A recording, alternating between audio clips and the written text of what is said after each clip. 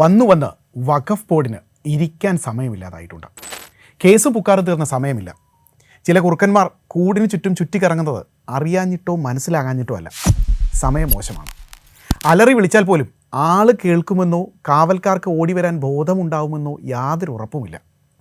പറഞ്ഞു വരുന്നത് കേരള വഖഫ് ബോർഡിനെ ചുറ്റിപ്പറ്റി കഴിഞ്ഞ ഏതാനും ദിവസങ്ങളായി നടക്കുന്ന രാഷ്ട്രീയ ലീലാവിലാസങ്ങളെക്കുറിച്ചാണ്. അമ്പല കമ്മിറ്റി, പള്ളി കമ്മിറ്റി, പെരുന്നാൾ കമ്മിറ്റി എന്നൊക്കെ പറയുന്നത് പോലെ എന്തോ ഒന്നാണ് വഖഫ് ബോർഡെന്ന് തെറ്റിദ്ധരിച്ച് നമ്മളെങ്ങും ആരും വിളിച്ചില്ലെന്ന പരിഭവവുമായി ആളുകൾ നടക്കാൻ തുടങ്ങിയിട്ട് നാളുകളേറെയായി. അങ്ങാടിയിൽ മണ്ണും ചാരി നിന്നവർ മുതൽ അസലായി പെണ്ണ് കെട്ടി വന്നവർ വരെ, അങ്ങനെ നീണ്ട പരിഭവ കഥകൾ.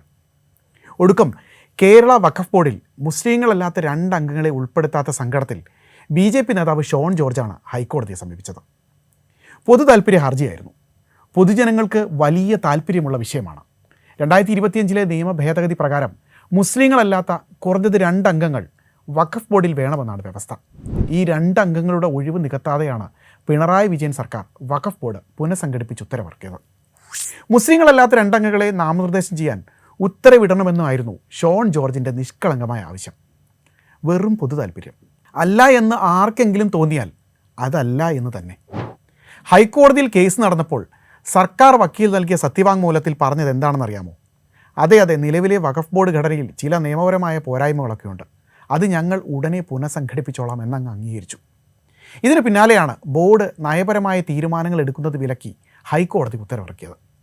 നയപരമായ തീരുമാനങ്ങൾ പാടില്ലെന്നും മൂലധന നിക്ഷേപങ്ങളോ ചിലവോ പാടില്ലെന്നും ജുഡീഷ്യൽ സിറ്റിംഗ് നടത്താൻ അനുമതിയില്ലെന്നും കോടതി വ്യക്തമാക്കിയിട്ടുണ്ട്. സർവകലാശാലകളിൽ ഗവർണർ നിർദ്ദേശിക്കുന്നവരെ വൈസ് ചാൻസലർമാരായും സിൻഡിക്കേറ്റ് അംഗങ്ങളായും UDF സർക്കാർ നിയമിക്കുന്നു. PM ശ്രീയിലും BJPക്ക് വഴങ്ങുന്നു. ദേവസ്വം കേസുകൾ കൈകാര്യം ചെയ്യാനെന്ന പേരിൽ RSSകാരനെ പ്ലീഡറാക്കുന്നു. മറ്റ് നിയമകാര്യ തസ്തികകളിലും BJPക്കാർക്ക് യഥേഷ്ടം അവസരം നൽകുന്നു. കേരളം ഭരിക്കുന്നത് BJP ആണോ എന്ന് സംശയം ഉന്നയിച്ചത് AICC നേതാവാണ്. വഖഫിലും അത്തരം കുന്നായ്മയ്ക്ക് അവസരമുണ്ടായോ എന്നാണ് ചോദ്യം. ഈ പറയുന്ന സമയത്ത് വഖഫ് ബോർഡ് പുനഃസംഘടനയുമായി ബന്ധപ്പെട്ട സംസ്ഥാനത്ത് ഭരണ പ്രതിപക്ഷ കക്ഷികൾ തമ്മിൽ വലിയ വെട്ടും തടയും തുടങ്ങിയിട്ടുണ്ട്. കേന്ദ്ര സർക്കാരിൻ്റെ അതേ നയങ്ങളിലൂടെയാണ് സംസ്ഥാന സർക്കാർ നീങ്ങുന്നതെന്നാണ് പ്രതിപക്ഷ നേതാവ് പിണറായി വിജയൻ പറയുന്നത്. ഹൈക്കോടതിയിൽ ഹർജിക്കാർക്കൊപ്പം ചേർന്ന് വഞ്ചനാത്മകമായ നിലപാടാണ് സർക്കാർ സ്വീകരിച്ചതെന്നും പ്രതിപക്ഷം ആരോപിക്കുന്നുണ്ട്. BJP ഭരിക്കുന്ന സംസ്ഥാനങ്ങളിലെ പോലെ അമുസ്ലിങ്ങളെ വഖഫ് ബോർഡിൽ ഉൾപ്പെടുത്താനാണ് കേരള സർക്കാരും ശ്രമിക്കുന്നതെന്നാണ് ആരോപണം. പ്രതിപക്ഷത്തിൻ്റെ ആരോപണത്തിൽ കഴമ്പുണ്ടോ? VD സതീശൻ സർക്കാരിൽ പ്രബല കക്ഷിയായ ലീഗ് അടക്കമുള്ളവർ ഇത്തരത്തിലുള്ള അട്ടിമറി നീക്കങ്ങൾക്ക് ചൂട്ട് കത്തിക്കുമോ? ചോദ്യങ്ങൾ ഗതികിട്ടാ പ്രേതങ്ങളെപ്പോലെ കറങ്ങി നടക്കുകയാണ്. അടുത്തിടെ മധ്യപ്രദേശിൽ BJP നേതാവും മുഖ്യമന്ത്രിയുമായ സൻവാർ പട്ടേലിനെ ചെയർമാനാക്കിയാണ് വഖഫ് ബോർഡ് പുനഃസംഘടിപ്പിച്ചത്. ഇതുപോലെ ഒരു സുന്ദര കിണാശ്ശേരിയാണോ UDF സർക്കാർ സ്വപ്നം കാണുന്നതെന്ന് ആരെങ്കിലും ചോദിച്ചാലോ? സൂക്ഷ്മമായി പഠിച്ചിട്ട് മറുപടി നൽകാം എന്ന പതിവ് ശൈലിയിൽ തടി ഉരണ്ടി വരും. തുടക്കം മുതലേ വഖഫ് നിയമ ഭേദഗതിയിൽ കല്ലുകടിയുണ്ട്. ന്യൂനപക്ഷങ്ങളെ സഹായിക്കാനാണ് എന്നായിരുന്നു ഭേദഗതിയെപ്പറ്റി BJPയുടെ പ്രചാരണം. ന്യൂനപക്ഷങ്ങളെ സഹായിക്കലാണ് ലക്ഷ്യമെങ്കിൽ ചുരുങ്ങിയത് ന്യൂനപക്ഷ സ്കോളർഷിപ്പെങ്കിലും പുനഃസ്ഥാപിച്ചുകൂടായിരുന്നു? രാജ്യത്തിൻ്റെ നാനാഭാഗങ്ങളിൽ ബീഫിൻ്റെ പേരിൽ നടക്കുന്ന കൊലപാതകങ്ങൾ അവസാനിപ്പിക്കാൻ എന്തെങ്കിലും ചെയ്തുകൂടെ? അങ്ങനെയൊക്കെ ചോദിക്കാൻ പാടുമോ?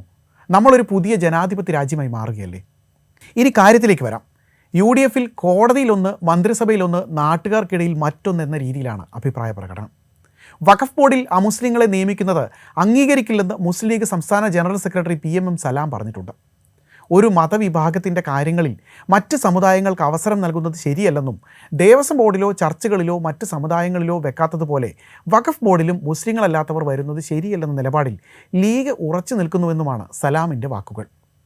ഇങ്ങനെ പ്രസ്താവനകൾ ഗർജിച്ച് അല്പം ആശ്വാസം കൊള്ളുന്നതിനിടെയാണ് വഖഫ് ബോർഡ് ചെയർമാൻ KS ഹംസ അടുത്ത വെടിപൊട്ടിക്കുന്നത്.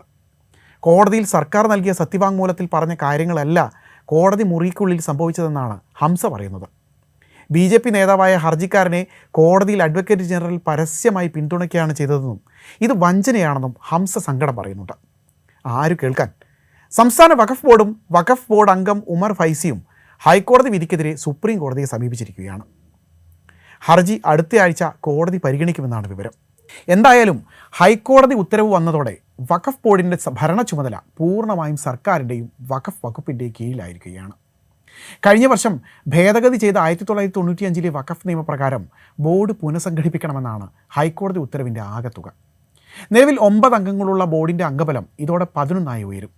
ഒഴിച്ചിട്ടിരിക്കുന്ന 2 സ്ഥാനങ്ങളിലേക്ക് അമുസ്ലിം അംഗങ്ങളെ നിയമിക്കാൻ സർക്കാർ നിർബന്ധിതരാകുമോ അതോ എതിർപ്പറിയിക്കാൻ ആർജവമുണ്ടോ എന്നതാണ് ചോദ്യം. വഖഫ് ബോർഡിൽ സർക്കാർ സമീപനം വ്യക്തവും കൃത്യവുമാകണം. നിലപാടിൽ ആർജവം വേണം. ഇനി ഇത് വഖഫ് ബോർഡ് വിഷയം മാത്രമല്ലേ എന്ന് പറഞ്ഞിരിക്കുന്നവരുടെ ശ്രദ്ധയ്ക്കാണ്. ഇതേ നിലപാട് എപ്പോൾ വേണമെങ്കിലും ഏതു മതവിഭാഗങ്ങളുടെ കാര്യത്തിലും സർക്കാരിന് സ്വീകരിക്കാനാവുന്നതേ ഉള്ളൂ. അല്ല, പറഞ്ഞുവെന്നേ ഉള്ളൂ, ഓർമ്മിക്കാൻ വേണ്ടി മാത്രം.